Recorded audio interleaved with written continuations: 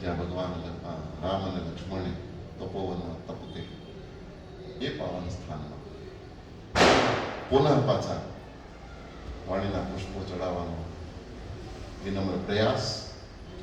ગઈકાલે આપણે સત્સંગનો મહિમા કહેતા હતા. સત્સંગનો મહિમા અદ્ભુત છે. સત્સંગ કરવાથી બહુ બધા ફાયદાઓ છે.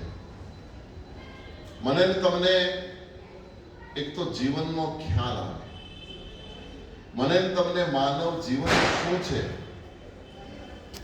એની સમજ આવે, અને માનવ જીવનમાં શું પકડવા જેવું છે અને શું છોડવા જેવું છે એ વસ્તુનો આપણને સત્સંગ દ્વારા જ ખ્યાલ આવે. સત્સંગ મને તમને સાચી સમજણ આપે. કારણ કે આ સંસાર છે ને એ મોહ અને માયામાં વ્યાપ્ત છે. શ્રીમદ વલ્લભાચાર્યજી મહારાજ મહાપ્રભુજી શ્રીમદ ભાગવતમાં બે સૂત્રો આપી ગયા છે. એક છે અહમતા અને બીજી છે મમતા. સંપૂર્ણ ભાગવતનો સાર મહાપ્રભુજી આપ્યો છે પ્રબોધિનીજીમાં, કે યા તો જીવ અહમતામાં હોય છે અને ક્યાં તો જીવ મમતામાં હોય છે. અને આ બે એવા તાતામાં છે કે મને તમને 1,84,000 ફેરામાં પાછા નાખે. ગમે તેટલો સત્સંગ કરીએ, ગમે તેટલી સેવા કરીએ, ગમે તેટલી સાધના કરીએ, ગમે તેટલી ઉપાસના કરીએ, ગમે તેટલું દાન કરીએ, ગમે તેટલા વ્રતો કરીએ, ગમે તેટલા ઉપવાસો કરીએ, જે કાંઈ કરીએ, પણ જ્યાં સુધી અહમતાની અને મમતાની આ બે ગાંઠ ન છૂટે ત્યાં સુધી આ સંસારમાં ગોથા ખાવાના ને ખાવાના. આ સનાતન સત્ય સિદ્ધાંત મહાપ્રભુજી આપ્યો છે. તો એ અહમતાની અને મમતાની આ બે ગાંઠોને તોડવા માટે અક્ષીર દવા જો આ કલિકાળમાં કોઈ હોય તો એ છે સત્સંગ. સત્સંગ દ્વારા જ મને તમને સંસારની વાસ્તવિકતા, મમતા ક્યાં મારી તમારી છે એ મને તમને સત્સંગ જ સમજાવી શકે. અને અહમતામાં હું તમે ક્યાં ક્યાં રાચીએ છીએ એ મને તમને સત્સંગથી જ સમજણ પડે. આ સંસારમાં રાવણ કોણ અને રામ કોણ, તમે રામાયણ સાંભળો તો ખબર પડે કે આને રાવણ કહેવાય ને આને રામ કહેવાય. કૃષ્ણને આપણે સાંભળીએ તો કૃષ્ણના ગુણ આપણે સાંભળીએ તો કૃષ્ણ કોણે ખબર પડે અને કંસ કોણે આપણને ખબર પડે. તો અહમતા અને મમતા આ બે ગાંઠો, અને વાતો કરવી સહેલી છે, આને મૂકવું બહુ અઘરું છે.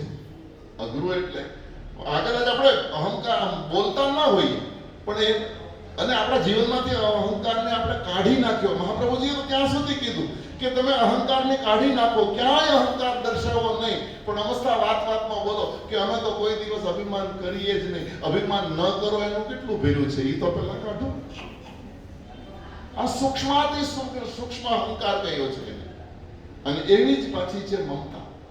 અને મમતા તો છેલ્લે સુધી, છેલ્લા શ્વાસ સુધી હેરાન કરનારી જો આ સંસારમાં કોઈ બલા હોય તો એનું નામ છે મમતા.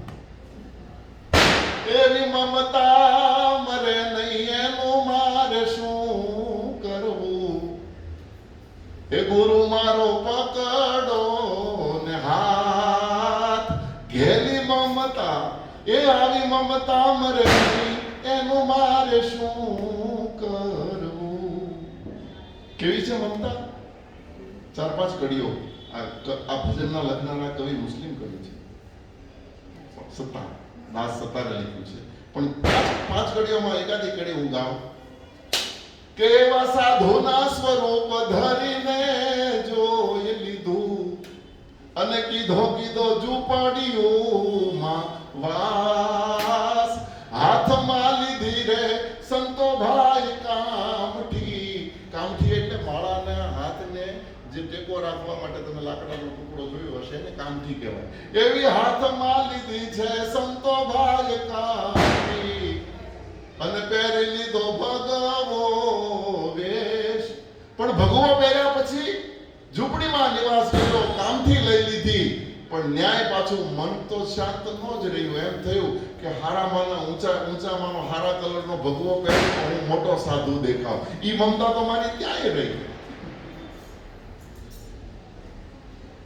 છેલ્લે કવિ એમ કીધું કે એવા છીપુના સ્વરૂપ ધરીને જોઈ લીધું અને કીધો સમુદ્રમાં એવા. છીપલો બની ગયો અને સમુદ્રમાં નિવાસ કર્યો. અને સમુદ્રમાં તો કેટલું જળ હોય, અફાટ જળ. પણ છતાં કવિ કહે ન્યાય મારું મન સ્થિર તો ન જ રહ્યું. આટલા નીરે મારું મન સ્થિર ન રહ્યું. તોય કીધી સ્વાતિ કેરી આશ. સ્વાતિ નક્ષત્ર આવે, વરસાદ પડે અને એમાંથી એકાદ બુંદ જો મારા મોઢામાં આવે તો મારામાં મોતી પાકે. આ ઈચ્છા તો મારી દરિયામાં ન્યાય. આટલા બધા પાણીમાં બીજા એક ટીપા પાણીની ઈચ્છા મારી ત્યાંય જાય. આ મમતા છે. બસ આ મમતાને મારવી બહુ કઠિન છે. બધી વાતો થઈ શકે છે પણ અને જેમ જેમ અંતકાળ અથવા તો જેમ જેમ વૃદ્ધત્વ આવે ને એમ એમ મમતાની વધારે મજબૂત થતી હોય છે, વધારે પકડ થતી હોય છે. ને એનું કારણ છે આપણે બધા ઘરના બેઠા એટલે ઘરના તરીકે વાતો કરું. આપણા જીવનમાં છે 25 વર્ષ પછી આ મમતા દેવીનો જન્મ થાય. 25 વર્ષ સુધી બહુ મમતા હું હોય ખબર નથી, પણ ઈચ્છા દેવીનો જન્મ, મમતા દેવીનો જન્મ આપણે 25 વર્ષના થઈએ ત્યારે એનો જન્મ થાય. અને આપણે 50 ના આપણે 60 ના થઈએ ત્યારે ઈ 35 વર્ષની થાય. શરીર 60 વર્ષનું, શરીર 35 વર્ષની. પછી જે એક જોડું થાય એ તો જેને અનુભવ્યું હોય. આ કઈ શબ્દોથી વર્ણવાય એવી વસ્તુ નથી, અનુભૂતિની વસ્તુ છે. પછી જે અંદર એ મમતા જે ઉફાળા મારે અને એ ઈચ્છાઓ, એ તમન્નાઓ, એ તો અને એટલે તો કવિએ કીધું કે તમન્નાઓને હમારી હમકો બુરા બના દિયા વરના ખુદ ખુદા હોતે. हमारी तमन्नाओं ने हमको बुरा बना दिया वरना खुद प्रभु होते. આપણે પોતે અને બીજું કે ભગવાન બનવા માટે જ આપણે જન્મ્યા છીએ. ભગવાન બનવા માટે જ આપણે જન્મ લઈએ છીએ. મારો ને તમારો મૂળભૂત જન્મ પાછળનો હેતુ આપણે ભૂલી જઈએ છીએ. જન્મતાની સાથે જ ભૂલી જઈએ છીએ. હા, સામાન્ય સવાલ આપણે પોતે પોતાને કરવાનો કે તું જન્મ્યો હું કામ? કાલે મેં સવાલ કર્યો હતો ને, આજ સવાલ કરું છું કે તું જન્મ્યો શું કામ? જન્મીએ છીએ માત્ર ને માત્ર પરમાત્મા થવા માટે, ભગવાનને મેળવવા માટે. કારણ કે પ્રભુમાંથી છૂટો પડેલો આત્મા, પરમાત્મામાંથી છૂટો પડેલો આત્મા, મશાલમાંથી છૂટી પડેલી એક જ્યોત પુનઃ પાછી જ્યોતમાં મળી જાય, એનું નામ છે કલ્યાણ. કલ્યાણ શબ્દની વ્યાખ્યા શું? મુંબઈમાં કથા કરતો તો પ્રેમપુરી આશ્રમમાં, તો મેં એમ કીધું કે કલ્યાણ સુધી પહોંચવાનો રસ્તો. એક બાબો આગળ બેઠા નજીકમાં, ત્યાં તો પ્રેમપુરી આશ્રમમાં તો હોલ નજીકમાં બધા. એટલે બાબુ મને કે મેં જોયું, ચાલો મારા હું તમને બતાવું. મેં કીધું મુંબઈનું કલ્યાણ નહીં, આ આત્માના કલ્યાણની વાત છે. જો સમજાઈ જાય તો આત્માનું કલ્યાણ, પરમાત્મામાંથી છૂટી પડેલી આ જીવાત્મા રૂપ જ્યોતિ એ પુનઃ પાછી પરમાત્મામાં મળી જાય, એનું નામ કલ્યાણ. એ પુનઃ પાછી એ પરમાત્મા થવા માટે જ આપણે જન્મ ધારણ કરીએ છીએ. પણ માના ઉદરમાં હોઈએ ને ત્યાં સુધી તો એવી પ્રાર્થના કરતા હોઈએ, એવી પ્રાર્થના. કારણ કે મળમૂત્રની વચ્ચે એ 9 મહિના મળમૂત્રની વચ્ચે એટલે નર્ક છે. એ વખતે તો જીવાત્મા એવી પ્રાર્થના ભગવાનને કરતો હોય કે હે ભગવાન, એક વખત આમાંથી મને છૂટો કર. બસ તારી જ ભક્તિ કરીશ, તારા માટે જ જીવીશ, તું કહે એમ જ કરીશ, તારા માટે જ મારું બધું સર્વસ્વ સમર્પણ કરી દઈશ. પણ મને એક વખત મહેરબાની કરીને આમાંથી, આ મળમૂત્રમાંથી બહાર કાઢ. અને કુદરતે કરુણા કરી આપ્યો મનુષ્ય અવતાર. મને તમને માનવ બનાવ્યા. જેવો જન્મ આપે એટલે જન્મતાની સાથે પહેલી ચીસમાં કૃષ્ણને કઈ, ભગવાનને કહી દઈએ કે હું વાં અને તું વાં. હવે હું મારે ઘેર ને તું, પછી કોણ હું હે. એવા સંસારની મોહ માયામાં આપણે ફસાઈ જઈએ છીએ, આપણને ખબર નથી રહેતી. અને જમ જ્યારે લેવા આવે ત્યારે આપણને બધું યાદ તો આવી જાય. એ કે ભૂલાતા હાવ ભૂસાઈ નથી જતું, પણ એ વખતે એ સ્મૃતિમાં આવે. પણ ત્યાં તો ટુ લેટ, મોડું થઈ ગયું. પછી જમ કોઈને ટાઈમ આપે નહીં. ભગવાને કીધું કે તને 50, 60, 70 આટલા આપ્યા હતા, તે આમાં કઈ કર્યું નહીં, તો હાલો હવે પાછા. હે એટલે કવિએ તો એવા આપણને ઢંઢોર્યા છે. કવિ એટલે સત્ય વક્તા. એક કવિએ બહુ મને પુરાતન ભજન યાદ આવે છે. કવિ ન ભૂલતો હોય તો કવિ ગણપતનું છે, બહુ પુરાતની આપણું પદ કે તને મળ્યો મનુષ્ય અવતાર માંડ કરીને, એમાં તે ભજ્યા નહીં ભગવાન હેત ધરીને, તો ખાશો જમના માર પેટ ભરીને, માટે રામ નામ સંભાર. કવિ કહે કે જો હેત ધરીને તે ભગવાનને ન ભજ્યા હોય તો પછી જમના માર ખાવા માટે તૈયાર રહે છે, પછી તો એ પેટ ભરીને મારશે. આ જઠરાગની માં તને જુગતે રાખ્યો, એ નવ માસ નિરાહાર. કવિએ બહુ સુંદર શબ્દ આપ્યો છે, જઠરાગ્નિમાં જુગતે રાખ્યો તને 9 માસ નિરાહાર. જઠરાગ્નિમાં આપણે ઉદરમાં અગ્નિ છે, અહમ વૈશ્વા નરો ભૂતવા પ્રાણી નામ દેહમાશ્રિત પ્રાણાપાન સમાયુક્તમ પચામ્યન્નમ ચતુર્વિધમ. વૈશ્વાનર નામનું અગ્નિ જે મારા તમારા 5 પ્રકારના અનાજને આપણે જે કાંઈ ખાઈએ એને બધાને પચાવી દે છે. અને ડૉક્ટરની અત્યારે વિજ્ઞાનની ભાષામાં વાત કરું તો 98 ટેમ્પરેચર મારું તમારું હોવું જ જોઈએ. 98 થી ઓછું થાય તો એ તકલીફ, અને 98 ની ઉપર જાય તો તાવ કહેવાય અને બુખાર કહેવાય. 99 ની 100 અને 100 ની માંથી 1 જાય તો 101 તાવ કહેવાય. આ ટેમ્પરેચર મારું ને તમારું એ કોણ ટકાવે? બોલે વૈશ્વાનર નામનું અગ્નિ મારા ને તમારા ઉદરમાં છે, પણ એ જ વૈશ્વાનર અગ્નિની બાજુમાં એ ભઠ્ઠીમાં હું તમે 9 મહિના શેકાણા છીએ. એટલા માટે કવિ કહે છે કે જઠરાગ્નિમાં તને જુગતે રાખ્યો, 98 ડિગ્રીમાં તમે આપણને ભગવાને 9 મહિના સુધી જીવતા રાખ્યા, અને પાછા નિરાહાર ખાધા પીધા વગરના. જઠરાગ્નિમાં જુગતે રાખ્યો, એ 9 માસ નિરાહાર. ત્યારે સ્તુતિ તે કીધી અલબેલાની. જઠરાગ્નિમાં એ તાપમાં તું સ્તુતિ કરતો હતો. જઠરાગ્નિમાં સ્તુતિ કીધી અલબેલાની, સ્તુતિ કીધી અલબેલાની. માંડ મળ્યો અવતાર માનવ કહીને, તને માનવ બનાવ્યો, અને છતાં તે ભજ્યા નહીં ભગવાન હેત ધરીને, તો ખાઈશ જમના માર પેટ ભરીને, માટે રામ નામ સંભાર. કહેવાનો મતલબ એ છે, હું ને તમે આ સંસારમાં પરમાત્મા થવા માટે જ, ભગવાન બનવા માટે જ, કલ્યાણ કરવા માટે જન્મીએ છીએ. પણ આ સંસારમાં આવ્યા પછી જેમ મહાપ્રભુજી મને તમને કહી ગયા કે અહમતામાં અને મમતામાં હું તમે મારું તમારું આયુષ્ય ગુમાવી દીધું છે. આપણને ખ્યાલ નથી રહેતો, અને પરિણામે પાછા એની એક ચક્ર, 1,84,000 ફેરા, અને 84 લાખનો એક આંકડો પૂરો થઈ જાય એટલે ફિનિશ થઈ જાય એવું પાછું નહીં સમજતા. એક પૂરો થાય, જો આમાંથી ન છટક્યા તો પાછો બીજો ચાલુ થાય. આ બાજુ સમજવા જેવું છે. સુરદાસજીને રૂમમાં બેઠા હતા અને ઘરના માલિકે કીધું કે બાપજી બહાર આવવું હોય તો દરવાજો ખાલી બંધ કર્યો છે, તમે ધક્કો મારશો એટલે દરવાજો ખુલી જશે, તમારે જ્યારે બહાર નીકળવું હોય ત્યારે નીકળજો. એટલે સુરદાસજી અડધો કલાક પછી બહાર નીકળ્યા, પણ દિવાલે દરવાજો ગોતે. આંખ તો હતી નહીં, એટલે દરવાજો ગોતવા માટે દિવાલે ફરતા દરવાજા પાસે પહોંચ્યા. ત્યાં ખંજવાળા, હાથ ખંજવાળવા ગયો, ચાલવાનું ચાલુ હતું, દરવાજો નીકળી ગયો, વળી પાછો હાથ મૂક્યો, દિવાલ ચાલુ થઈ. એ આખો રાઉન્ડ મારીને પાછા દરવાજા પાસે, જ્યાં દરવાજો આવવાનો થયો ત્યાં છીક આવી, દરવાજો ગયો. એમ હું તમે 1,84,000 ફેરા ફરીને કાંઠે આવવાના થઈ, અને કોકને ખંજવાળ આવી જાય. ખંજવાળમાં ખબર પડે ને, ખંજવાળ એટલે મમતા અને છીક એટલે અહમતા.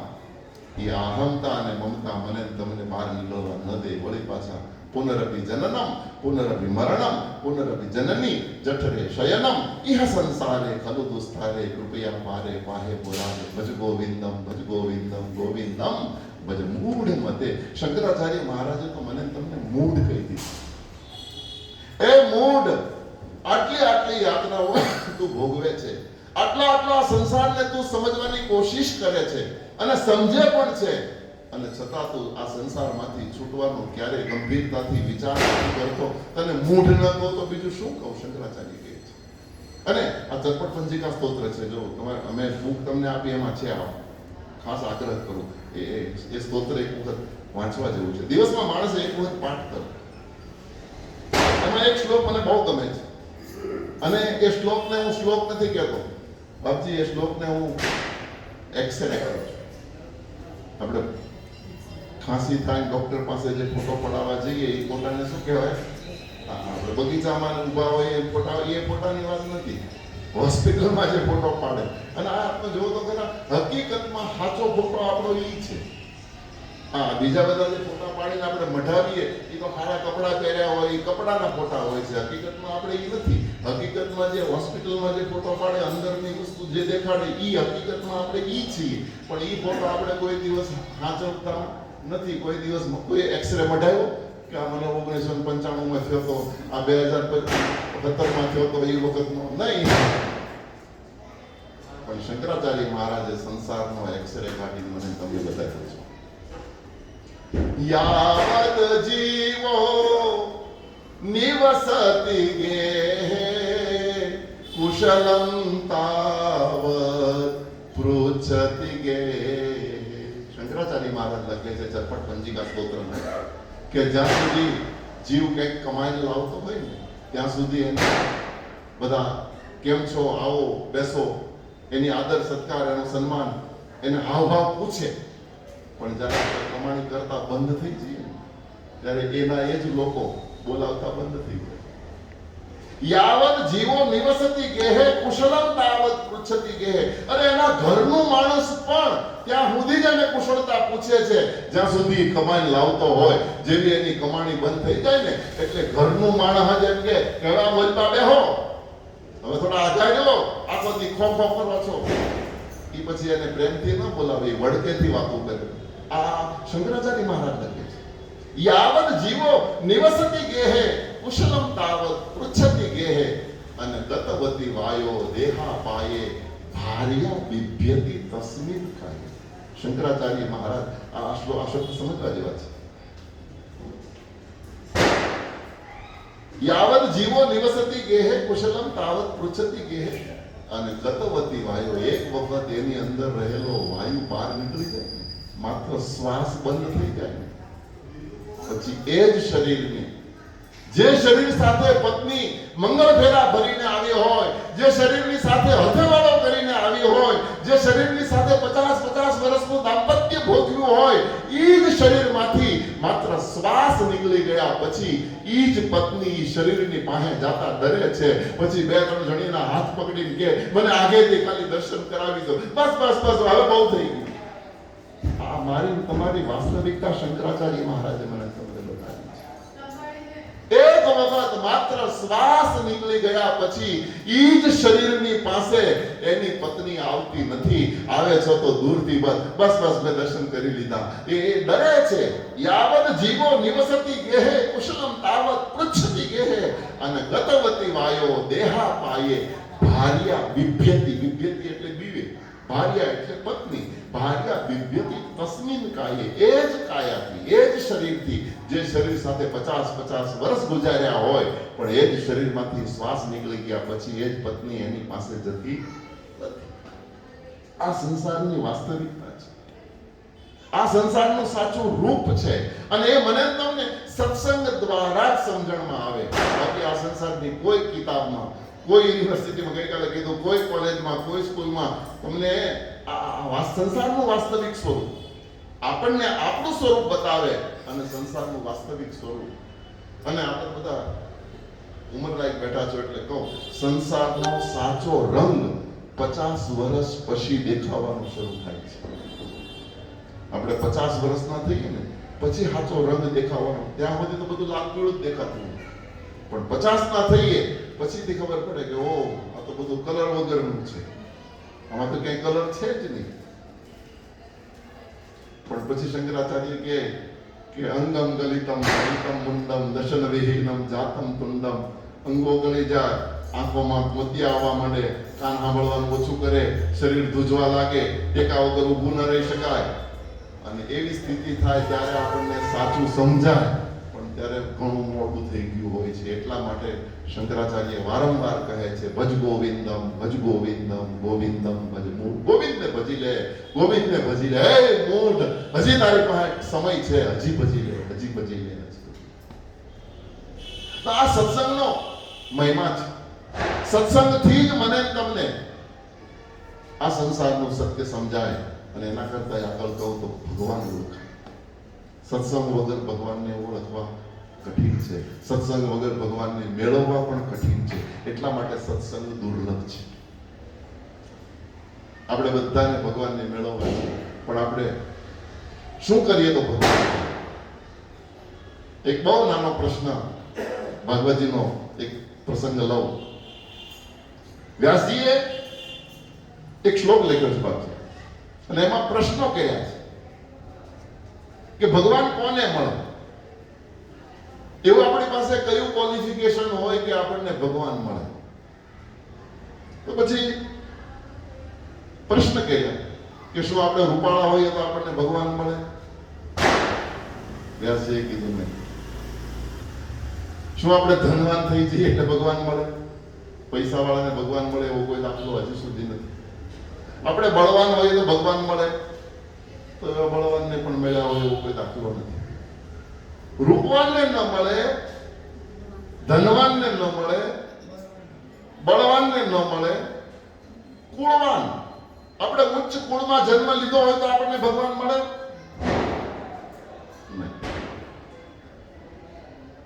ઉંમર લાયક થઈએ, વૃદ્ધ થઈએ ત્યારે ભગવાન મળે નહીં. તો પછી ભગવાન મળે કેવી રીતે?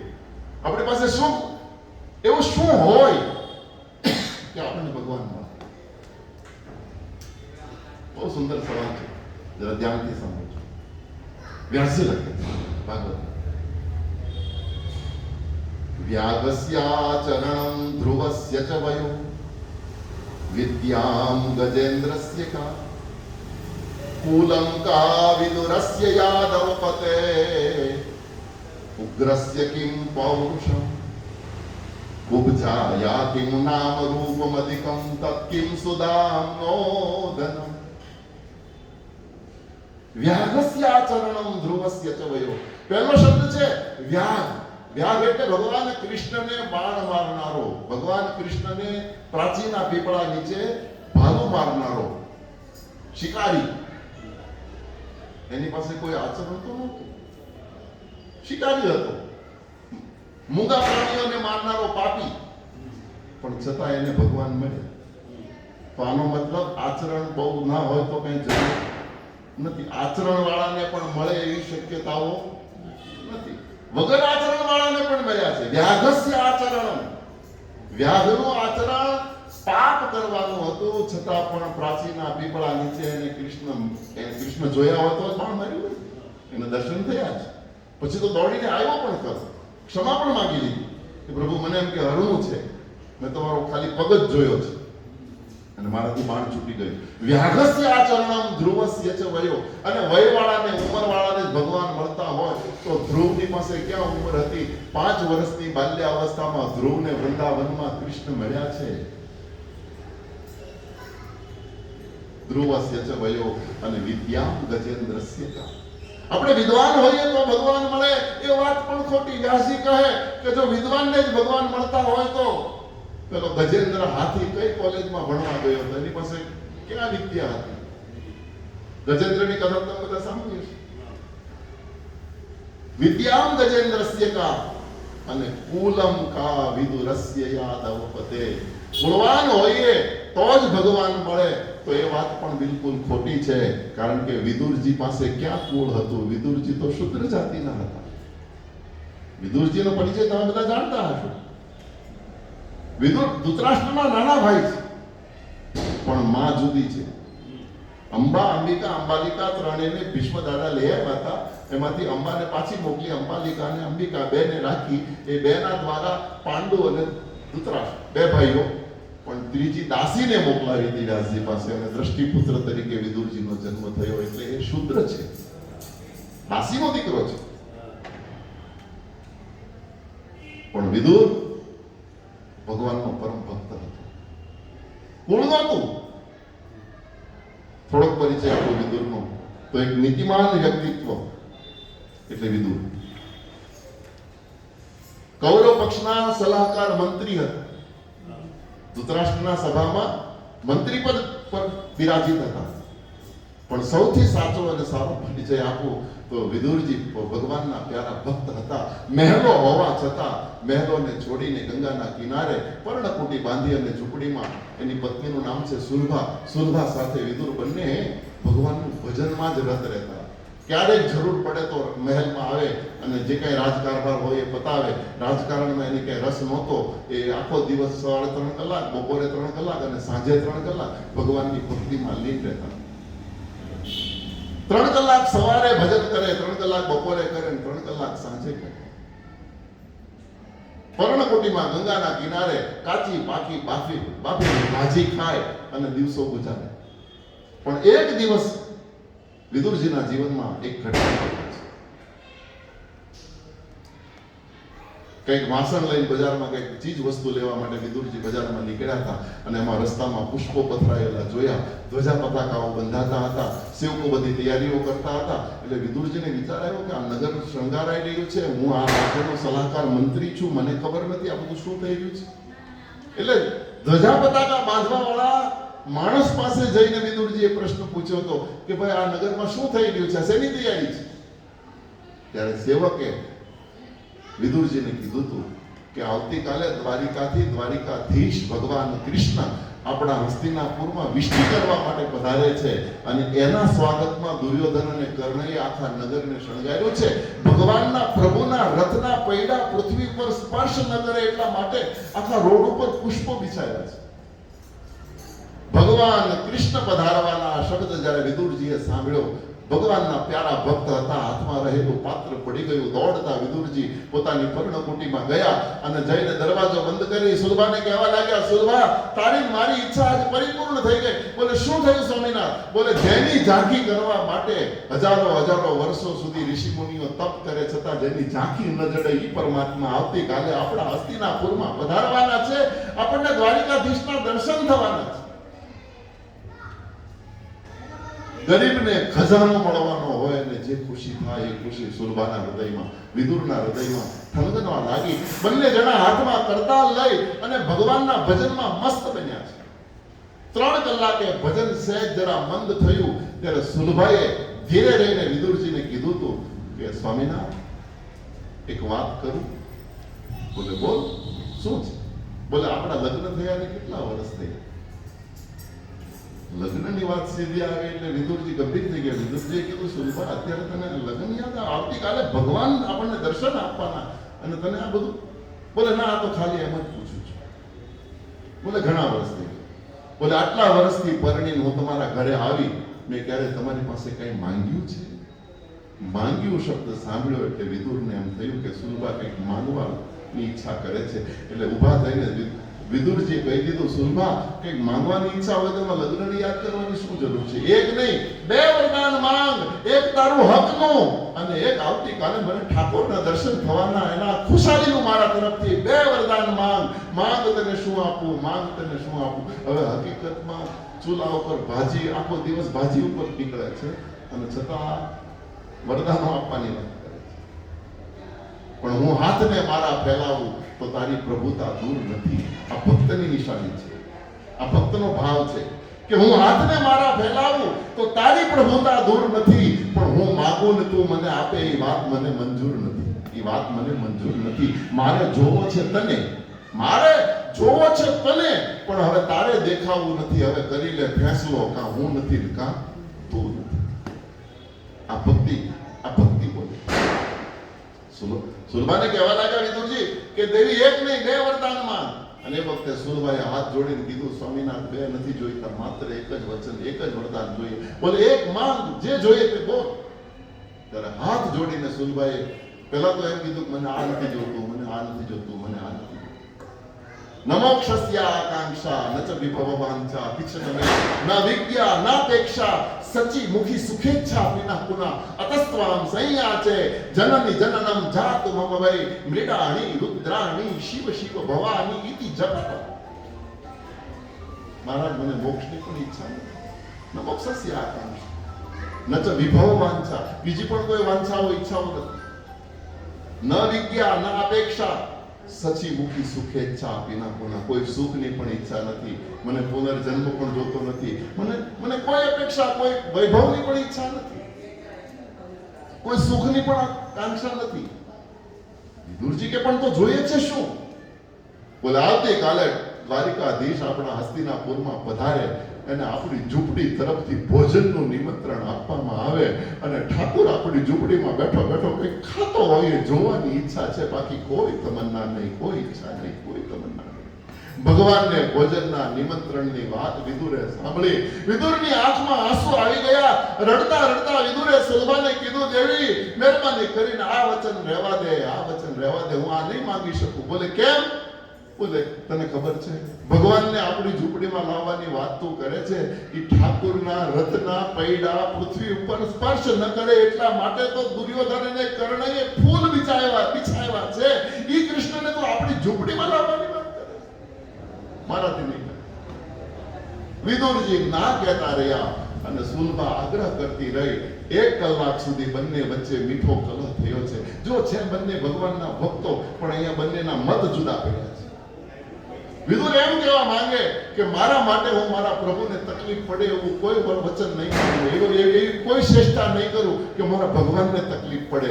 અને સુલભા એમ કહેવા માંગતી હતી કે ભગવાન તો દયાનો સાગર છે અને એ તો ભાવને માને છે, એને પદાર્થની કોઈ જરૂર નથી. અને એટલા માટે કવિઓ કહે છે ને કે સોનાના થાળ અને 56 પકવાન ભાઈ ભગતોને મૂકી કેમ ખાવું. જાવા દો જાટ મને એ ભોળા ભગતની, એ ઝૂંપડીએ જઈને મારે છાશ ને રોટલો ખાવું રે ઘડવૈયા. હવે ઠાકોરજી નથી થાવું, ઘડવૈયા મારે ઠાકોરજી. મૂર્તિકારને ભગવાને કીધું કે હવે મને મહેરબાની કરીને મૂર્તિ ન બનાવતા.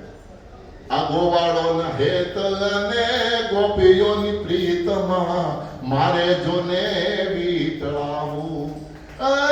જાવા દો જાટ મને એ જમના કિનારે, હું તો વ્રજમાં વાંસળી વગાડું રે ઘડવૈયા. હવે ઠાકોરજી નથી થાવું, ઘડવૈયા મારે ઠાકોરજી નથી થાવું. કહેવાનો અર્થ એ કે બંને ભક્તો છે, ભગવાનના પ્યારા ભક્તો, અનન્ય ભક્ત છે, પણ બંનેના મત અહીંયા જુદા પડે છે. સુલભા એમ કહેવા માંગે છે કે ભગવાન ભાવના ભૂખ્યા છે, ભોગના નહીં. ભગવાન પ્રેમના ભૂખ્યા છે, પદાર્થના નહીં. અને આ વાત પણ બિલકુલ સત્ય છે. આ સંસારમાં કેટલાય રાજા મહારાજાઓ સમ્રાટો થઈ ગયા અને એને કોનાના થાળોમાં ભગવાનને ભોગ લગાવ્યા હોય એના ઇતિહાસો હશે, પણ એમાંથી એક પણ પીસ ક્યાંય ભગવાનને લઈ અને ખાધું હોય એવો એક કે દાખલો મારા સાંભળવામાં કે વાંચવામાં આવ્યો નથી. તમે સાંભળ્યો હોય ખબર.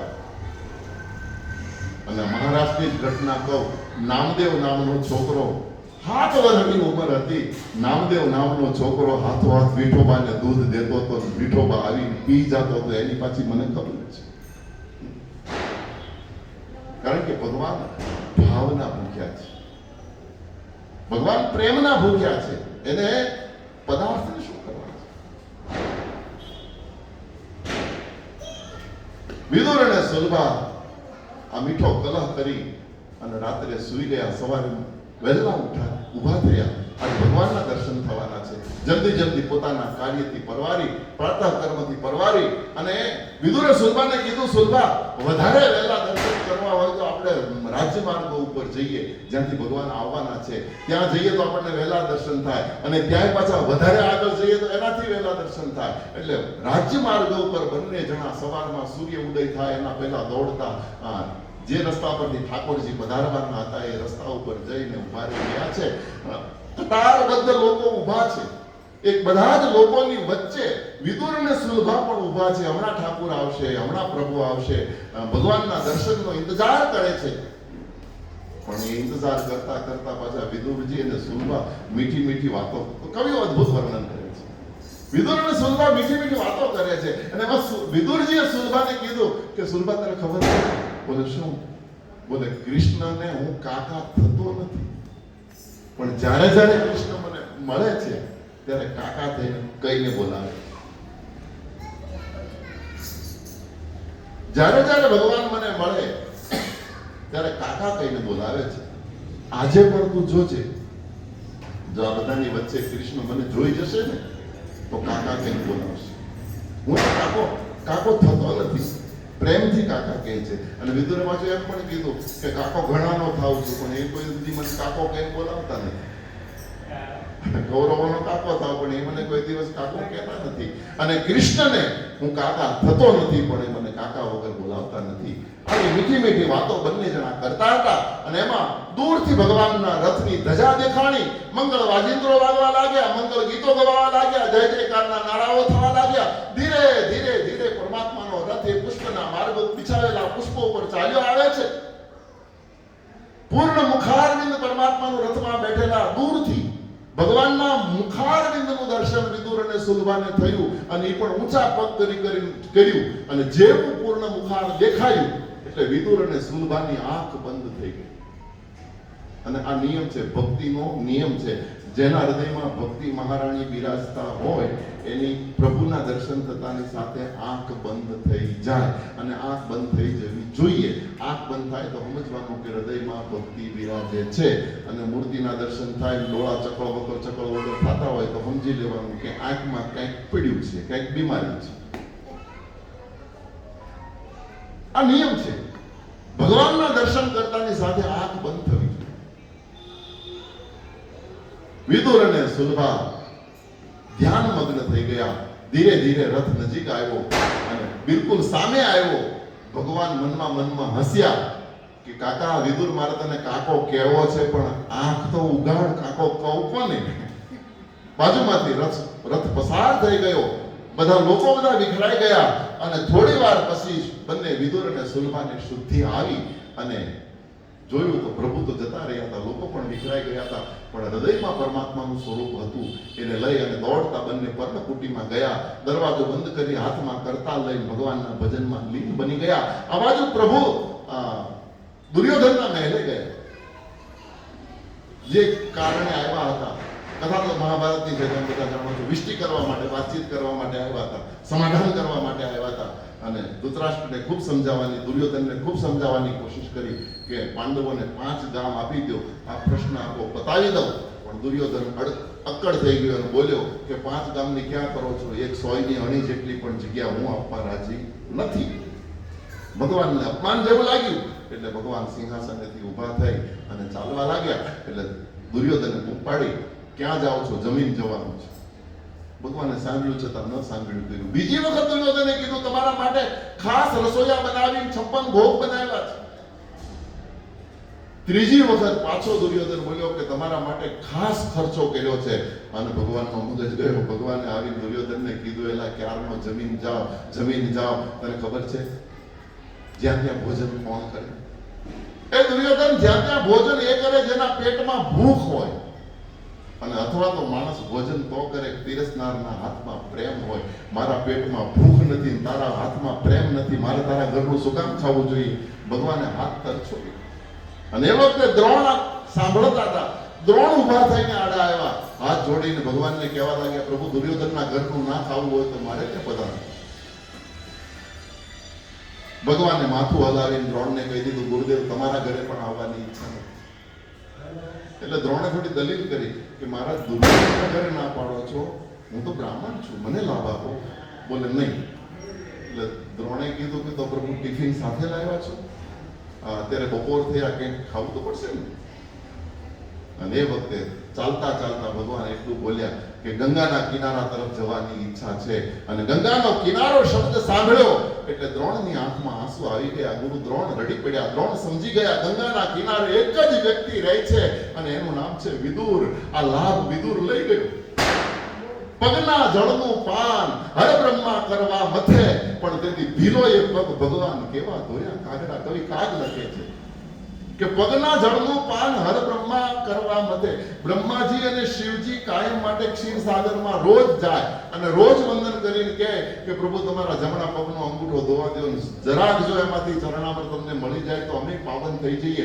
હજી સુધી શિવને કે બ્રહ્માજીને એ જમણા પગના અંગૂઠાનો જળનો લાભ નથી મળ્યો. એ બંને પગ ઓલો કેવટ નામનો ખારો ગંગાના કિનારે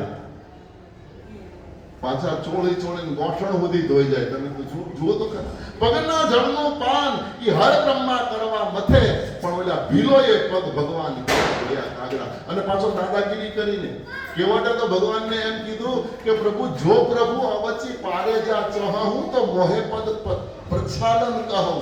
તમારે જો હામે કિનારે જવું હોય તો મને આજ્ઞા કરો તમારા પગ ધોવાની, તો હું તમારા પગ ધોઉં. બાકી મારે કઈ જરૂર નથી. આપણે તમારે સામે કાંઠે જવું હોય તો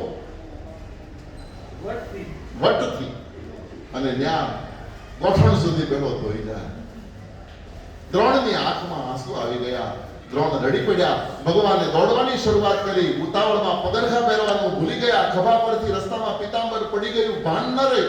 દોડતા ગંગાના કિનારે ગયા અને પર્ણકુટીના દરવાજા પાસે પહોંચ્યા. પણ બરાબર તાપ, બરાબર બપોર થયેલો, બરાબર ગંગાની રેતી તપેલી, પગમાં દાઝતા હતા ભગવાન.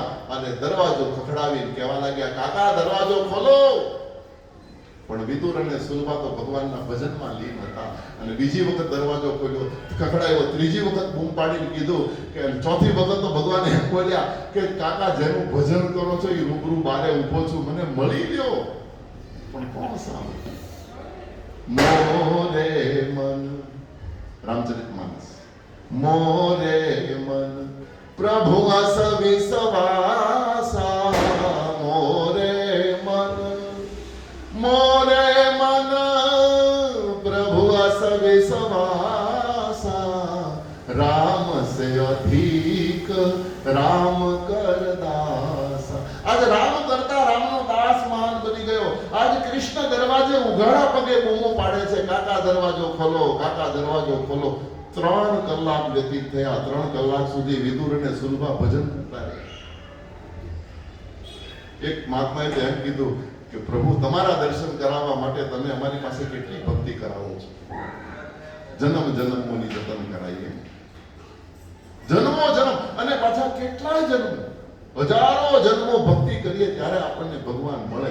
આજ કવિએ ભગવાનને કીધું કે તારે ભગતના દર્શન કરવા હોય તો હવે તું ગળામાંથી માળા કાઢ અને કાકા કાકા કાકા જપ કર, તો જ તને વિદુર મળે, બાકી તને વિદુર નહીં મળે. 3 કલાક સુધી એ દાસતા પગે દરવાજો ખખડાવતા રહ્યા અને 3 કલાકે વિદુરના કાન સુધી શબ્દ પહોંચ્યો. ભજન થોડું ઢીલું પડ્યું અને શબ્દ આવ્યો, કાકા દરવાજો ખોલો. અને શબ્દ સાંભળતા સુલભાનો હાથ પકડી લીધો, સુલભાની ખંજરી પકડી લીધી, કરતાલ પકડી લીધી. ઉભી રહી દેવી કોઈ બૂમ પાડે છે. ત્યાં પાછો અવાજ આવ્યો, કાકા દરવાજો ખોલો. કાકા શબ્દ સાંભળ્યો એટલે સામે જોઈને વિદુરે કીધું કે આ સંસારમાં એક જ વ્યક્તિ મને કાકા કહે છે, એનું નામ છે કૃષ્ણ. શું આપણે દરવાજે ભગવાન આવ્યા છે? સુલભાએ કીધું ના, આટલું મોટું જેનું સન્માન થયું હોય એ કાંઈ ઘડીવારમાં આપણી ઝૂંપડીએ થોડા આવે. અને કદાચ તમને મળવા આવે તો સાથે દુર્યોધન, કર્ણ બધા હોય અને કર્ણ અને દુર્યોધન હોય તો કઈ કૃષ્ણને થોડા નીચે ઉતરવાનું ખખડાવવાનું કે? એ તો કર્ણ અને દુર્યોધન જ દરવાજો ખખડાવે. અને દુર્યોધન તો લાત મારીને પર્ણકુટીના દરવાજા તોડતા કેટલી વાર. એ તો દરવાજા તોડે એનું નામ જ દુર્યોધન. કોણ હશે? શંકા કુશંકા સાથે વિદુરજી દરવાજા પાસે પહોંચ્યા અને જ્યાં સાંકળ ખોલી તો સામે સાક્ષાત દ્વારિકાધીશ ઉભા હતા. દ્વારકાધીશને જોતાની સાથે વિદુરજી પોતાની જાતને તપાસવા લાગ્યા કે હું સપનામાં છું કે જાગું છું, હું આ શું જોઈ રહ્યો છું? મારા દરવાજે ભગવાન ન તો આદર, ન તો સત્કાર, ન તો પ્રણામ, ન વંદન, કાંઈ નહીં. સ્તબ્ધ થઈ ગયા વિદુરજી અને ભગવાન જાણી ગયા. ભગવાને પોતાનો કદમ જાતે ઉઠાવ્યો, ઉમરાની અંદર આવ્યા, હાથ પકડી અને વિદુરજીને અંદર લઈ ગયા અને આસન પડ્યા હતા દર્ભના. ભગવાને પોતે લઈ અને બિછાવ્યા. વિદુર કાકાને બિછાવી દીધું, પોતાનું આસન પોતે બિછાવ્યું અને હાથ પકડીને વિદુર કાકાને આસન ઉપર બેસાડીને કૃષ્ણએ બોલવાની શરૂઆત કરી. કેમ છો કાકા, મજામાં તો છો? કૃષ્ણએ જ્યારે કુશળતા પૂછી ત્યારે વિદુરની આંખમાં શ્રાવણ ને ભાદરવો વહેવા લાગ્યા. પ્રભુના પગ પકડીને રુદન કરવા લાગ્યા અને રડતા રડતા કીધું, પ્રભુ તમારી પૂર્ણ કૃપા છે, પરિપૂર્ણ કૃપા છે. પ્રભુ તમારી અનહદ કૃપા છે. જો એક ટકનું અનાજ ઘરમાં નથી, પણ છતાં ભગવાનની આગળ માણસ એમ બોલે છે કે તમારી પરિપૂર્ણ કૃપા છે. કઈ કૃપાની વાત છે? તમે વાત કરો એટલે મને પછી વાત કરવી તો 5 જણ કરી શકે. કઈ કૃપાની વાત છે? વિદુરજી કહે છે, પ્રભુ 3 કલાક સવારે, 3 કલાક બપોરે, 3 કલાક સાંજે ભજન કરવા મળે, આનાથી મોટી બીજી ભગવાનની કૃપા હોય જ ન શકે. વિપદો નૈવ વિપદા, સંપદો નૈવ સંપદા. વિદુરજી બહુ સુંદર વ્યાખ્યા કરી છે. જેને આપણે સંસાર આખો વિપત્તિ માને છે, એ હકીકતમાં વિપત્તિ નથી. અને હું તમે જેને સંપત્તિ માનીને બેઠા છીએ, હકીકતમાં સંપત્તિ નથી. તો કોઈ વિદુરજીને કીધું કે તો પછી વિપત્તિ અને સંપત્તિની વ્યાખ્યા શું, એ તો કયો? પાછળથી વિદુરજી બહુ સારી વાત કરે છે કે વિપદો નૈવ વિપદા, સંપદો નૈવ સંપદા, વિપદઃ વિસ્મરણમ વિષ્ણુ. ભગવાનને ભૂલી જાય એના જેવી જીવના માટે બીજી કોઈ વિપત્તિ ન હોઈ શકે. અને સંપદ નારાયણ સ્મૃતિ, જેને યાદમાં ભગવાન કાયમ માટે હોય, એના જેવી જીવ પાસે બીજી કોઈ સંપત્તિ નથી હોઈ શકતી. હું તમે ખોટી જગ્યાએ બધા ફાફા મારીએ છીએ, સંપત્તિ કરી કરીને આપણે દુઃખી થઈએ, છેલ્લે મૂકીને જવાનું. હકીકત વિદુરજી કહે છે, વિપદો નૈવ વિપદા અને સંપદો નૈવ સંપદ. ભગવાન ભૂલાઈ જાય એના જેવી આપણા માટે કોઈ વિપત્તિ નથી. અને ભગવાન કાયમ માટે યાદ રહે એના જેવી આપણા માટે કોઈ સંપત્તિ નથી. પ્રભુ તમારી પૂર્ણ કૃપા છે. ધીરે રહીને ભગવાને સામેથી વિદુર કાકાને કીધું કે કાકા, ભૂખ બહુ લાગી છે, કે ખાવાનું મળશે? ભૂખ લાગી શબ્દ સાંભળ્યો એટલે વિદુરજી આની દલીલ કરે છે. વિદુરજી એમ કહે છે કે તમે જમીન નથી આવ્યા? આ દુર્યોધન ને કર્ણ ને આટલા બધા રસોઈયા, અને ત્યાં તમારા ઈ ઇલાકામાં તો 56 ભોગ બનતા હતા, એની વાસ બજારમાં આવતી હતી. તમે જમીન નથી આવ્યા? વિદુરજીએ કીધું, ના, જમીન આવવું જોઈએ. વિદુર કાકા એટલે કૃષ્ણને પછી કહેવાની ફરજ પડી, કાકા તમે દુર્યોધનના ઘરનું ક્યારે જમો છો, ખાઓ છો? બોલે નહીં, ક્યારેય નહીં, કોઈ દિવસ નહીં. બોલે કેમ? બોલે બુદ્ધિ બગડવાની બીક લાગે છે. પાપીના ઘરનું ખાવાથી, ભીષ્મ દાદાએ આ શબ્દ કીધા છે, પાપીના ઘરનું ખાવાથી બુદ્ધિ બગડી ગઈ. વિદુર કાકા શબ્દ યાદ કરે કે દુર્યોધન પાપી છે, પાપીના ઘરનું ખાવાથી મારી બુદ્ધિ બગડવાની છે, એટલા માટે હું જમતો નથી. ભગવાને કીધું, સેમ પ્રોબ્લેમ. અને કાકા તમે જેના ઘરે ન જમતા હોય એના ઘરે મારાથી જમાઈ ખરું. હું ખરેખર ભૂખ્યો આવ્યો છું. અને એ વખતે સુલભાને થોડો ગુસ્સો પણ આવ્યો કે આમંત્રણ તો નથી આપતા, સામેથી આવ્યા અને સામેથી એમ કહે છે ભૂખ લાગી છે, ને હજી આ સામે દલીલ કરે છે. પણ આજ પણ બે મત છે.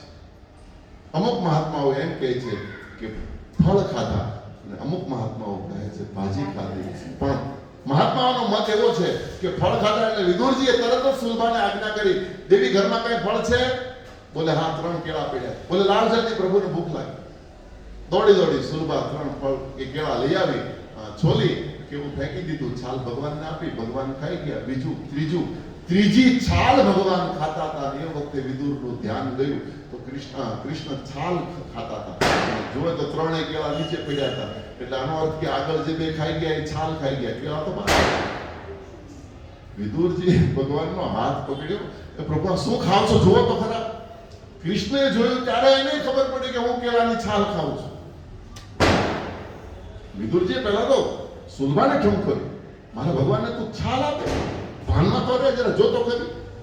રડતી સુલભાએ કીધું કે સ્વામીનાથ, ભગવાનના પ્રેમમાં હું એટલી બધી પાગલ થઈ ગઈ, મને કઈ ખબર નથી રહી, હું શું ખાવાનું આપી દીધું, મને માફ કરો, મને માફ કરો. વિદુરજીએ સુલભાને છોડી દીધી, પણ ભગવાનને બરાબર ના પકડ્યા હતા. ભગવાનને કે મહારાજ પીરસનારો તો ગમે તે આવીને મૂકી જાય, ધ્યાન ખાનારાએ રાખવાનું હોય છે. અને વાત એ સાચી, ધ્યાન કોને રાખવાનું હોય અશ્વિનભાઈ? ખાવા વાળાને.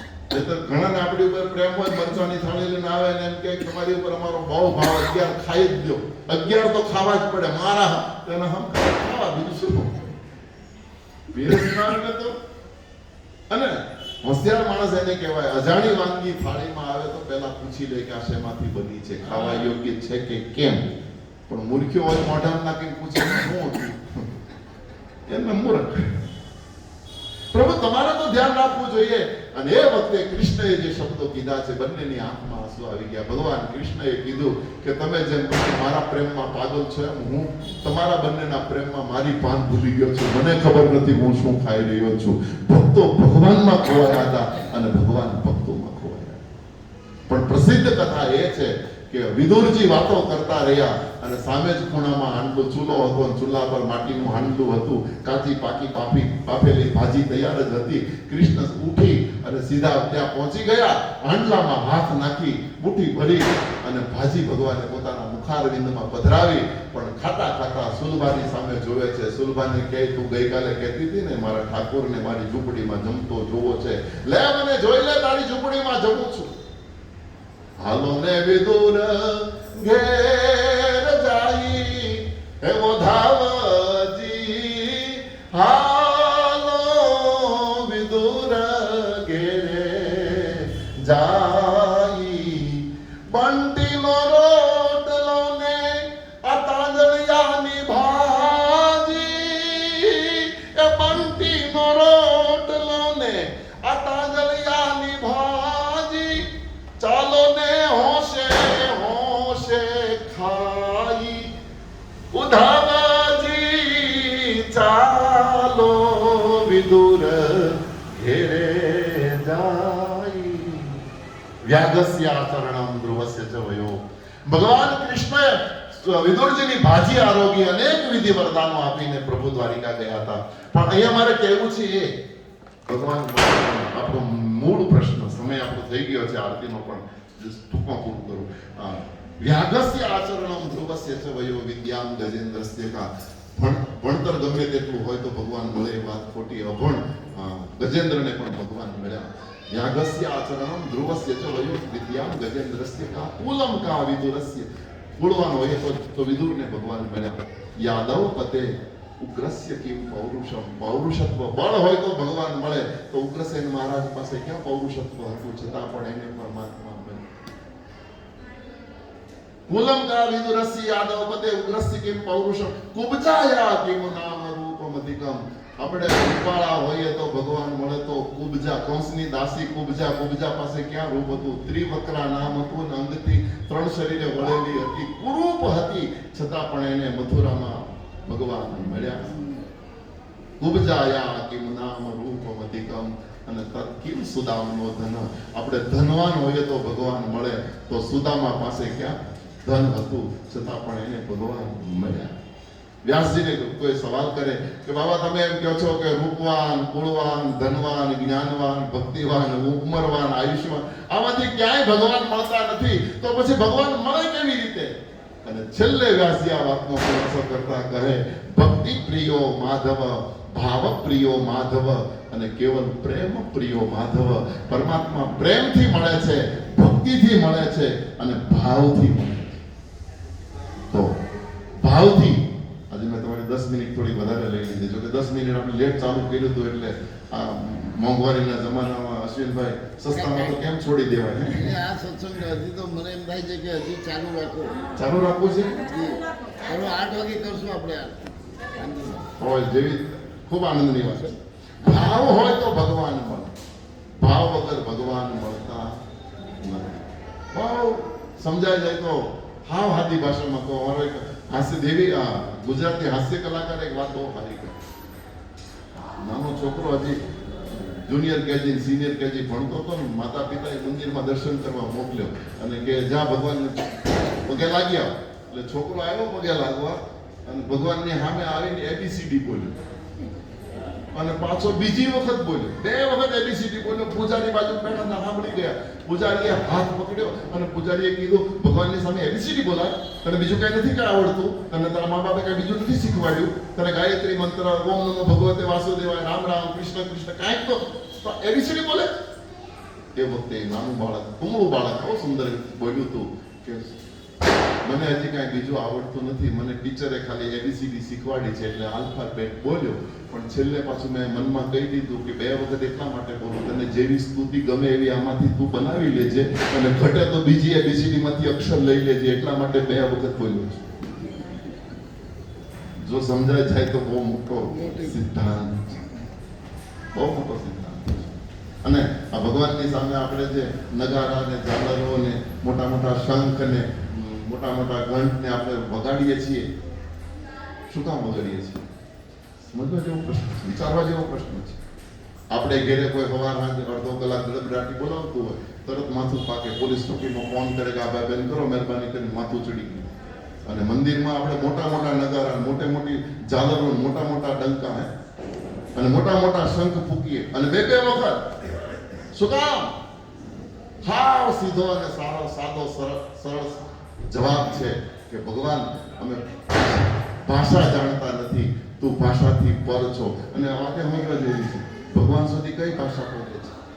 ભગવાન કેટલી ભાષા ભણ્યા હશે? આ સંસારમાં કેટલી ભાષા છે અશ્વિનભાઈ? આપણી હિન્દુસ્તાનની વાત કરું તો 14 ભાષા તો પેલા નોટમાં છપાઈને આવતી, હવે તો નીકળી ગઈ, પણ પેલા 14 ભાષામાં આપણી નોટ ઉપર 1 રૂપિયો તો 1 રૂપિયો બધી 14 ભાષામાં લખાયેલો આવતો. એટલે 14 તો લેંગ્વેજ આપણી રાઈટમાં હતી. બાકી તો 12 ગાવે બોલી બદલે, સરોવર બદલે, શાખા બુઢાપામાં કેસ બદલે, લખણને બદલે લાગી નથી જવું, પણ 12 ગાવે બોલી બદલી જાય. ગુજરાતીમાં કેટલી ભાષા છે? કાઠિયાવાડી, કચ્છી, ઉત્તર ગુજરાત, દક્ષિણ ગુજરાત, મધ્ય ગુજરાત, આ બધી ભાષા તમને આપણે ખ્યાલ આવી જાય કે આ ઉત્તર ગુજરાતનો છે, આ કચ્છનો છે, આ કાઠિયાવાડનો છે, આ દક્ષિણ ગુજરાતનો છે. તો આપણા શું આ બધી ભાષા એને આવડતી હશે? હું એક વખત આફ્રિકા ગયો હતો. આફ્રિકામાં હબસી લોકો 72 પ્રકારની તો ત્યાં હબસી ભાષા છે. કેન્યામાં સ્વાહિલી બોલે છે. કેમ એ તો કેન્યાની, પણ બીજા બધા કન્ટ્રીઓને 72 પ્રકારની તો હબસી છે. અને અંગ્રેજીમાં તમે જુઓ, ઇંગ્લેન્ડનું અંગ્રેજી સુધું, અમેરિકાનું સુધું, ન્યુઝીલેન્ડનું સુધું, આ બધા દેશોમાં હું ગયો છું એટલે કહું છું, છે બધું અંગ્રેજી, પણ બહુ ફરક છે. તો શું આ બધી ભાષા એને આવડતી હશે? નહીં. ભગવાન ભાષાથી પર છે. ભગવાન કહે કે શબ્દ મારી સુધી પહોંચતો જ નથી, શબ્દમાં રહેલો ભાવ મારી પાસે પહોંચે છે. એટલે ભાવ, તમે ગમે તેટલા ગાળા શું કહેવાય કાલીઘેરી ભાષામાં ગુણ ગાતા હો ને, પણ જેમાં ભાવ હશે તો ભગવાન સુધી પહોંચશે. શબ્દ ભગવાન સુધી પહોંચતો નથી, શબ્દથી એ પર છે. અને એટલા માટે આપણા ઋષિ મુનિઓએ આપણને કીધું કે તમે શબ્દ ન બોલી શકો, તમે સ્તુતિ પ્રાર્થના સ્તવન ન કરી શકતા હો, સંસ્કૃત ન બોલી શકતા હો, કોઈ વાંધો નહીં. ભગવાનના મંદિરે જઈ અને નગારું વગાડજો, ભગવાનના મંદિરે જઈને ઝાલર વગાડજો, ભગવાનના મંદિરે જઈને ડંકોરો વગાડજો. એ અવાજમાંથી ભગવાનને કહેવાનું કે તને જેવા જોઈએ એવા શબ્દો તું લઈ લેજે. અમે તો ભાવ પ્રગટ કરીએ છીએ. આની પાછળ માત્ર ભાવ છે, અને ભાવ જ ભગવાન સુધી પહોંચે છે. પદાર્થ પ્રભુ સુધી પહોંચતો જ નથી. પદાર્થમાં રહેલો પ્રેમ ભગવાન સુધી જરૂર પહોંચે, પણ એના માટે વિશ્વાસ હોવો જોઈએ, ભરોસો હોવો જોઈએ. દ્રઢ ચરણ આપણા સુરદાસ કેરો ભરોસો, દ્રઢ ચરણ કેરો, શ્રી વલ્લભ નખ ચંદ્ર છટા બિનુ, सारे जग में अंधेरो भरोसो, दृढ़ चरण केरो, दृढ़ चरण केरो भरोસો. અને બસ ભરોસો એક વખત આવી જાય તો પછી આ સંસારમાં બીજું કંઈ કરવાનું રહેતું નથી. મહાભારતનું એક નાનું દ્રષ્ટાંત યાદ આવે છે. દુશાસન જ્યારે દ્રૌપદીને રંગભૂમિ ઉપર ધસડીને લઈ ગયો, રજસ્વલા હતી દ્રૌપદી, ઝૂકટું રમતી વખતે ઝૂકટામાં દ્રૌપદીને પાંડવો હારી ગયા પછી એ દ્રૌપદીના કક્ષમાં દુશાસન ગયો. રજસ્વલા દ્રૌપદીને ચોટલો પકડીને ઢસડતો જ્યારે રંગભૂમિના ઉપર લાવ્યો અને રંગભૂમિના ઉપર આવી દ્રૌપદી જોયું તો 5 પાંડવો બેઠા હતા. પાંડવોને જોયા એટલે દ્રૌપદીને વિશ્વાસ આવ્યો કે જે સભામાં નરપુંગવ યુધિષ્ઠિર બેઠો છે, બાણાવાળી અર્જુન બેઠો છે, ગદાધર ભીમ બેઠો છે, એ સભામાં મારો વાળ વાંકો નહીં થાય. પાંડવોના ભરોસે પણ પેલો દુશાસન સાડીના છેડા ખેંચીને એને મશ્કરી કરવા લાગ્યો. એટલે દ્રૌપદીએ પાંડવોને કીધું હતું, સ્વામીનાથ, આ લોકો મારી મશ્કરી કરે છે, બચાવો બચાવો. એ શબ્દ સાંભળ્યો એ વખતે પાંચ પાંડવોના મસ્તક નીચે થઈ ગયા. પાંડવોના મસ્તકોને નીચે થતા જોયા એટલે દ્રૌપદીને ધ્રાસકો પડ્યો કે હવે આ સભામાં મારું કોણ?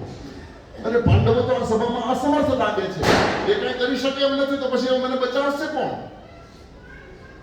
નજર કરી તો ખૂણામાં સિંહાસન ઉપર ભીષ્મ દાદા બેઠા હતા અને ભીષ્મને જોયા એટલે પાછો વિશ્વાસ જાગ્યો કે જે સભામાં સંત ભીષ્મ બેઠા હોય ત્યાં અબળાના પર અત્યાચાર નહીં થાય, ભગવાન ભીષ્મ દાદા મને બચાવશે. ભીષ્મના ઉપર ભરોસો જાગ્યો એટલે ભીષ્મને બૂમ પાડી, દાદા બચાવો, આ લોકો મારી મશ્કરી કરે છે. મશ્કરી કરે શબ્દ સાંભળ્યો ત્યારે ભીષ્મ દાદા નીચે જોઈ ગયા. ભીષ્મને જ્યારે નીચા જોયા ત્યારે દ્રૌપદીને ઓર ધ્રાસકો પડ્યો કે તો પછી ભીષ્મ પણ આ સભામાં અસમર્થ છે, આ સભામાં પાંડવો અસમર્થ છે, ભીષ્મ અસમર્થ છે, તો પછી હવે મારું પણ બાકી બધા કૌરવો છે, મને કોણ બચાવે? પણ દુશાસન જ્યારે સાડી ખેંચવા લાગ્યો ત્યારે દ્રૌપદીએ પોતાની શક્તિ ભેગી કરી અને વિચાર કર્યો કે હવે મારી ઇજ્જત હું પોતે બચાવું. અને સાડીના છેડાને હાથ સાથે વળ દઈ દીધો અને છેડો દાંતમાં ભીસી દીધો. પોતાના અંગને ઉગાડો ન થાય એટલા માટેના પોતાની તાકાત ભેગી કરી. પણ દુશાસન સામે દ્રૌપદી ક્યાં સુધી ટકી? એક ને બે જોટા માર્યા એટલે મોઢામાંથી સાડીના છેડા મળ્યા સરકવા. અને સાડી જ્યારે સરકવા લાગી એ વખતે દ્રૌપદીને ધ્રાસકો પડ્યો કે હવે તો મારી ઇજ્જતને હું પોતે પણ બચાવી શકું એમ નથી, હવે તો કોણ બચાવે? એ વખતે દ્રૌપદીને કૃષ્ણ યાદ આવ્યા અને એને સ્મરણ માત્ર કર્યું, કેશવ બચાવ. પણ કવિઓ એમ કહે છે કે કહેતા તો ભગવાન રવાના થયા દ્વારિકાથી, શ બોલતા તો ભગવાન હાજર થયા અને વ શબ્દ નીકળ્યો ત્યાં તો સાડીનો સાંધો થઈ ગયો. પેલો દુશાસન સાડી ખેંચવા લાગ્યો, સાડીઓના ઢગલા કરી નાખ્યા. 999 ચીર પરમાત્માએ આવીને પૂર્યા હતા. પછી કોઈ મને એવો સવાલ નહીં કરતા એ કાપડ કરી મિલનું, મિલની મને ખબર નથી, પણ 999 ચીર પરમાત્માએ પૂર્યા હતા એ વાતની મને ચોક્કસ ખબર છે. ક્યારે? જ્યારે સંપૂર્ણ શરણાગતિ, સંપૂર્ણ ભરોસો દ્રૌપદીએ ભગવાનના ઉપર મૂક્યો. જ્યાં સુધી વિશ્વાસ સંપૂર્ણ સંપાદન ન થાય ત્યાં સુધી પ્રભુ આવતા દ્રઢઈને ચરણ કેવો. અને ભરોસો ભગવાનને ખેંચીને લાવે એમાં કોઈ બે મત નથી. શબરીનો દ્રષ્ટાંત આપો. ભગવાન આપણે રામની ભૂમિમાં બેઠા છીએ. શબરી મૈયા, મતંગ ઋષિએ એને યુવા અવસ્થામાં માત્ર એક જ શબ્દ કીધો તો કે તારી કુટિયાએ રામ આવશે. એક જ શબ્દ, અને એ પણ યુવા અવસ્થામાં શબરીને મતંગ ઋષિએ કીધો તો તારી કુટિયાએ રામ આવશે. અને શબ્દ ઉપર એ મહિલાએ વિશ્વાસ મૂકી દીધો અને ભરોસો મૂકી દીધો અને ઝૂંપડીએ જઈ અને પછી તો રાહ જોતી રહી. આજ આવે, કાલ આવે, આજ આવે, કાલ આવે, આજ આવે, કાલ આવે. શબરી મૈયા વૃદ્ધ થઈ ગઈ અને છતાં પણ રોજ સવારમાં તાજું પાણી ભરીને રાખે, રોજ સવારમાં તાજા ફૂલ લઈ આવે, રોજ સવારમાં તાજા, આજ તો મારો ઠાકોર આવશે, આજ તો કારણ કે મારા ગુરુએ મને કીધું છે, મને મારા મતંગે કીધું છે અને ભગવાન આવશે. અને પરિણામે તમે જુઓ, ખોજ કરતો કરતો રામ શબરીની ઝૂંપડીએ રામને જવું પડ્યું છે, શબરીને નથી આવવું. દ્રાઢાઈને ચરણને કેરો ભરોસો. એક વખત ભરોસો મૂકી દો તો ભગવાનને પણ આવવું પડે. અને રામચરિત માનસની એક ચોપાઈ તુલસીએ તો એક જ ચોપાઈમાં આ વસ્તુને સમજાવી દીધી છે કે એક વખત સંપૂર્ણ વિશ્વાસ સંપાદન થઈ જાય તો પછી આ સંસારમાં બીજું કઈ કરવાનું રહેતું જ નથી. કે ઉપજહી રામ ચરણ વિશ્વાસા, ભવનિધિ તરહી નર બિનહી પ્રયાસા, ભવનિધિ તરહી નર બિનહી પ્રયાસા. ઉપજહી રામ ચરણ વિશ્વાસા. ભગવાન રામના ચરણમાં એક વખત વિશ્વાસ જાગી જાય તો પછી આ ભવસાગર તરવા માટે બીજી કોઈ વસ્તુની જરૂર પડતી નથી. રૂપજહિ રામ ચરણ વિશ્વાસા ભવ નિધિ તરહી નર બિનહી પ્રયાસા. વગર પ્રયત્ન એ આ સંસાર સાગરમાંથી તરી શકાય છે. બસ માત્ર ભરોસો જોઈએ, અને ભરોસો નામ ઉપર હોવો જોઈએ. કોઈ પણ નામ. અત્યારે તો પાછું બધું ભગવાન એવું બધું હાલે, અમે તો આને જ માનીએ, અમે તો આને ન માનીએ, આ સાચા, આ ખોટા, આ નાના, આ મોટા, અને આવી બધી બાબતોમાં કંઈ પડવું નહીં, કારણ કે એ પાછું ચક્કરમાં જવાની વાત છે.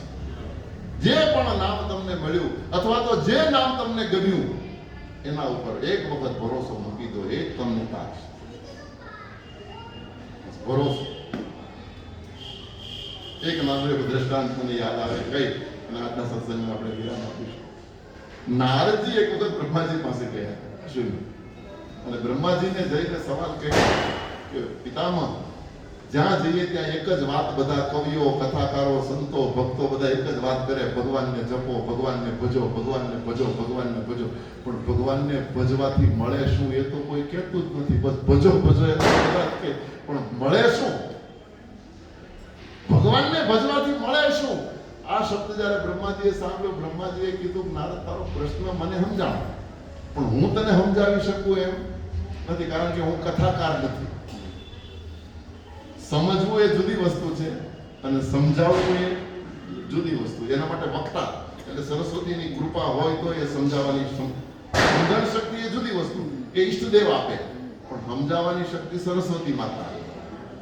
એટલે બ્રહ્માજી કે હું કથાકાર નથી, એટલે હું તને આ પ્રશ્નનો ઉત્તર સમજાવી નહીં શકું.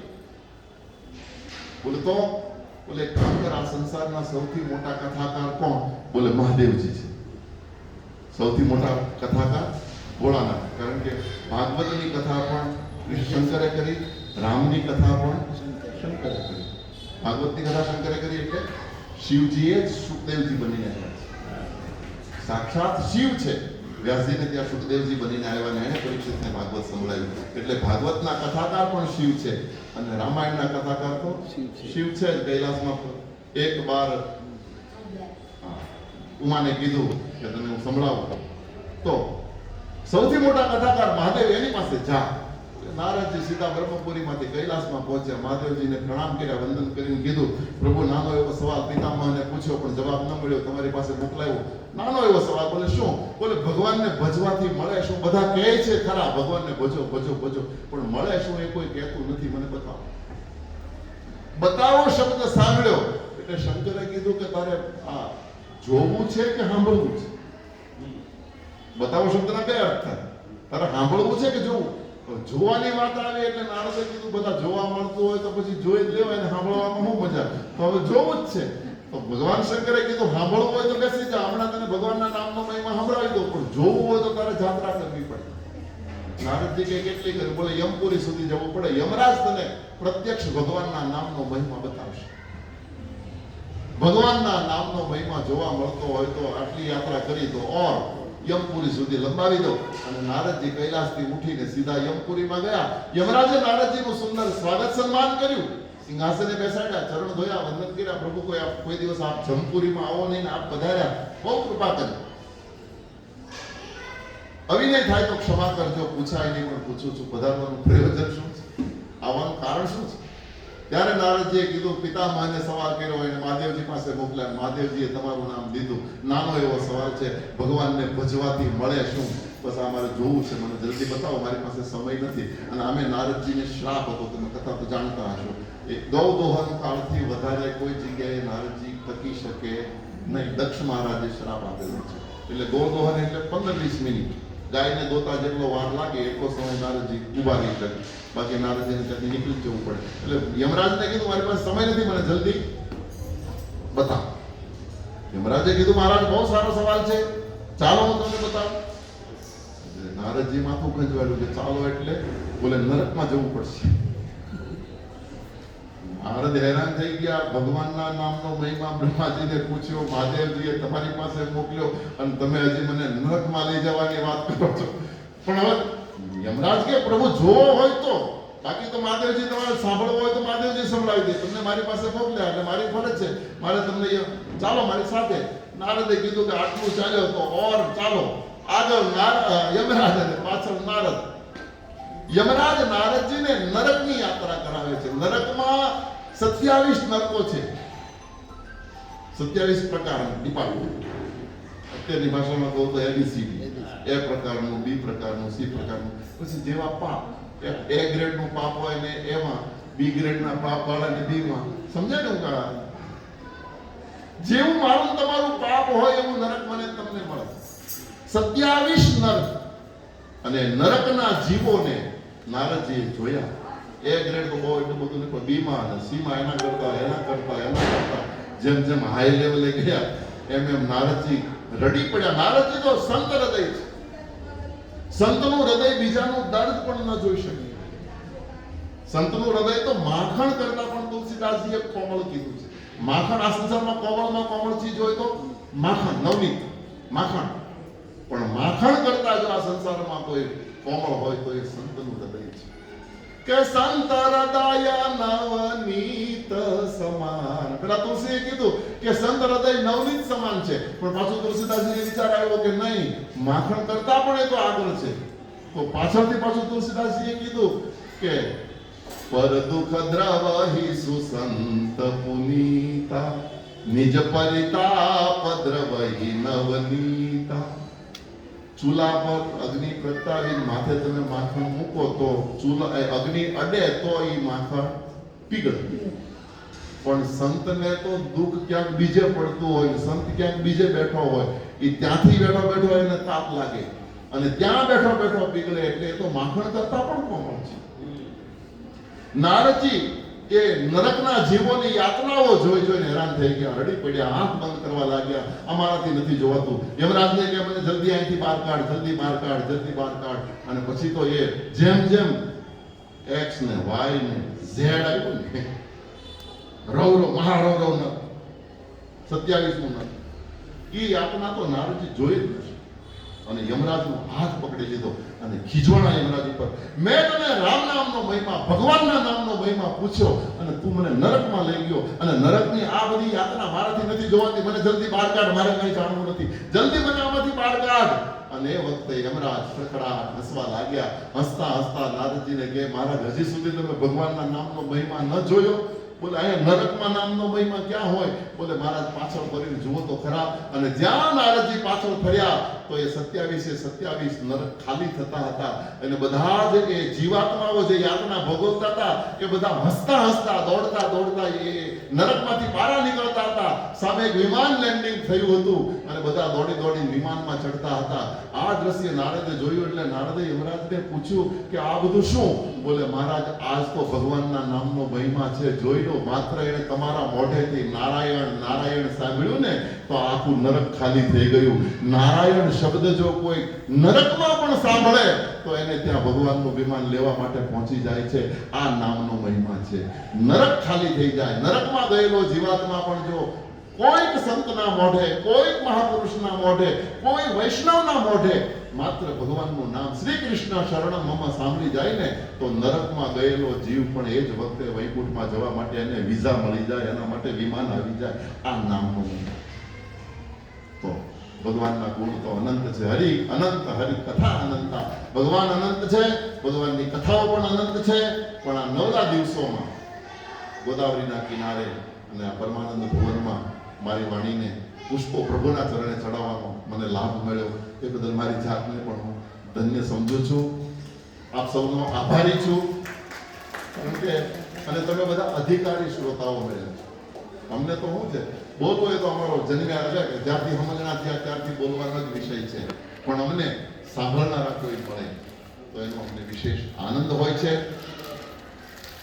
વર્ષોથી આજે 30-32 વર્ષથી કથા કરું છું. 600 ઉપરાંત કથાઓ થઈ ચૂકી છે. અયાચક વૃત્તિથી કથા કરીએ છીએ. જો કે અમારા ભદ્રાબેન નવનીતભાઈ પટેલ, નવનીતભાઈ મહેતા અને એમનો પરિવાર આજે 34-35 વર્ષનો અમારો સંબંધ છે. 34 વર્ષ પહેલા ભાગવત કથા એ પરિવારે કાંદીવલીમાં કરાવી હતી. ત્યારથી એક ઘર જેવો સંબંધ છે. અને ભદ્રાબેનનો અવારનવાર મને આગ્રહ થાય કે ભાઈ એક વખત આવો, એક વખત સત્સંગ કરો, અમને બધાને વૈષ્ણવોને લાભ આપો. તો પહેલો આભારી તો હું ભદ્રાબેનનો છું. એક વખત ભદ્રાબેનને જોરદાર તાળીઓથી વધાવું. એમની નિષ્ઠાને પ્રણામ છે, એમના ભાવને વંદન છે. તો બસ આવા ને આવા સત્સંગ કરતા રહીએ. પુનઃ પાછા ભગવાનની ઈચ્છા થશે ત્યારે આપણે પાછા મળીશું. જય જય દ્વારિકાધીશ કી. અશ્વિનભાઈ મહેતા તેમજ તમામ બધાના નામી અનામી, મને બધાના નામ નથી આવડતા, ભક્તિ દીદી તેમજ આ પરમાનંદ ભુવનના તમામ કાર્યકર્તાઓ, નાનાથી લઈને મોટા, બધાના નામ મને ખબર નથી, પણ એમને પણ મારા હૃદયની ખૂબ ખૂબ શુભકામના આપું. આપ સૌને પણ નવા વર્ષના આ નવલા દિવસોમાં ઠાકોરજીના ચરણમાં કામના કરું, તમારા બધાના મનોરથ પરમાત્મા પૂર્ણ કરે, બધાને ખૂબ શક્તિ અને ભક્તિ આપે, ખૂબ સમૃદ્ધિ આપે, ખૂબ તંદુરસ્તી આપે, એ ભાવ પ્રગટ કરીને વિરમું. પુનઃ પાછા ક્યાંક મળીશું, ત્યારે વધારે વાતો કરીશું.